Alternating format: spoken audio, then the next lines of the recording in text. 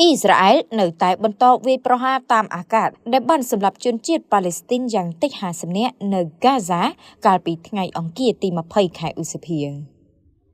ពេទ្យក្នុងស្រុកមួយបាននិយាយថាខណៈដែលអ៊ីស្រាអែលនៅតែបន្តការទម្លាក់គ្រាប់បែករបស់ខ្លួនលើបន្ទះនេះបើទោះបីជាមានសម្ពាធអន្តរជាតិកាន់តែខ្លាំងឡើងក៏ដោយដើម្បីបញ្ឈប់ប្រតិបត្តិការយោធានិងអនុញ្ញាតឲ្យផ្ដល់ជំនួយដោយគ្មានឧបសគ្គក៏ដោយ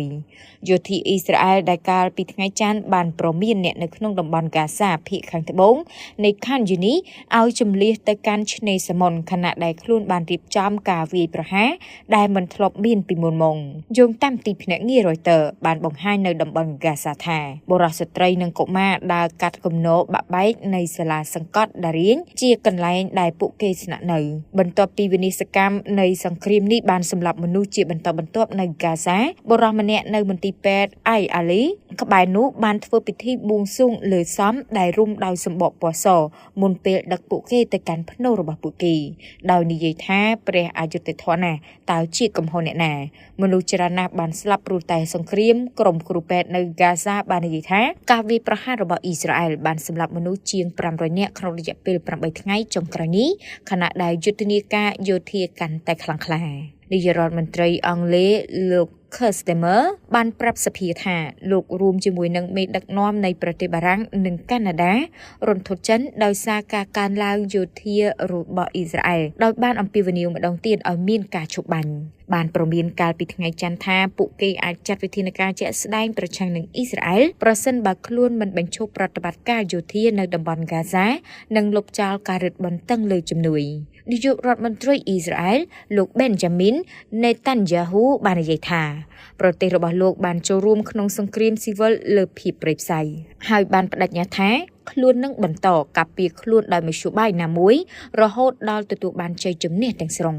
បន្ទាប់ពីសង្គ្រាមបានចាប់ផ្ដើមរវាងអ៊ីស្រាអែលជាមួយប៉ាឡេស្ទីនសង្គ្រាមដីគោកនិងផ្លូវអាកាសរបស់អ៊ីស្រាអែលបានបំផ្លិចបំផ្លាញទឹកដីឆ្នេរសមុទ្រដោយបានជម្លៀសប្រជាជនជិត 2.3 លាននាក់របស់ខ្លួននិងបានសម្លាប់មនុស្សជាង 53,000 នាក់នេះបើយោងតាមអាជ្ញាធរសុខាភិបាលហ្គាហ្សាយុទ្ធនាការនេះបានចាប់ផ្ដើមបន្ទាប់ពីក្រុមសកម្មប្រយុទ្ធដឹកនាំដោយក្រុមហាម៉ាស់បានវាយប្រហារសមាគមអ៊ីស្រាអែលនៅជិតព្រំដែនហ្គាហ្សានៅខែតុលាឆ្នាំ2023ដោយបានសម្លាប់មនុស្សប្រហែល 1,200 នាក់និងចាប់ចំណាត់ខ្មាំង 251 នាក់នេះបើយោងតាមចំនួនសរុបរបស់អ៊ីស្រាអែលមិនមានបានពីសង្គ្រាមទេសង្គ្រាមគឺបានធ្វើឲ្យទំនាក់ទំនងរបស់អ៊ីស្រាអែលកាន់តែតានតឹងជាមួយសហគមន៍អន្តរជាតិជាច្រើននិងប្រទេសដែលមានសម្ព័ន្ធមិត្តជិតស្និទ្ធបំផុតរបស់ខ្លួនគឺសហរដ្ឋអាមេរិកឥឡូវនេះហាក់ដូចជាកំពុងរវើរវាយបន្ទាប់ពីអ៊ីស្រាអែលបានដាក់ការរាំងខ្ទប់ស្បៀងអាហារនិងការផ្គត់ផ្គង់ផ្សេងទៀតដែលបានចាប់ផ្ដើមពីថ្ងៃទី2ខែមីនាតំបន់ហ្គាហ្សាកំពុងប្រឈមនឹងហានិភ័យធ្ងន់ធ្ងរនៃគ្រោះទុរភិក្សផងដែរនេះបើតាមអ្នកឃ្លាំមើលភាពអត់ឃ្លានដែលគាំទ្រដោយអង្គការសហប្រជាជាតិបាននិយាយនៅដើមខែនេះកាលពីថ្ងៃច័ន្ទអ៊ីស្រាអែលបានអនុញ្ញាតឲ្យរថយន្តដឹកទំនិញចំនួន9គ្រឿងចូលទៅក្នុងតំបន់ហ្គាហ្សាហើយកាលពីថ្ងៃអង្គារអង្គការសហប្រជាជាតិបាននិយាយថាខ្លួនបានទទួលការអនុញ្ញាតពីអ៊ីស្រាអែលសម្រាប់រថយន្តជំនួយប្រហែល100គ្រឿងចូលតំបន់ហ្គាហ្សាអង្គការសហប្រជាជាតិនិយាយថាតំបន់ហ្គាហ្សាត្រូវការរថយន្តជំនួយនិងទំនិញពាណិជ្ជកម្មយ៉ាងហោចណាស់500គ្រឿងជារៀងរាល់ថ្ងៃរថយន្តដឹកទំនិញដែលមានជំនួយបានរងចាំជាច្រើនសប្តាហ៍និងច្រើនខែនៅតំបន់ហ្គាហ្សាដើម្បីចូលទៅក្នុងតំបន់ហ្គាហ្សាលោក Louis Watering អ្នកនាំពាក្យរបស់ទីភ្នាក់ងារជនភៀសខ្លួនប៉ាឡេស្ទីនUNRWA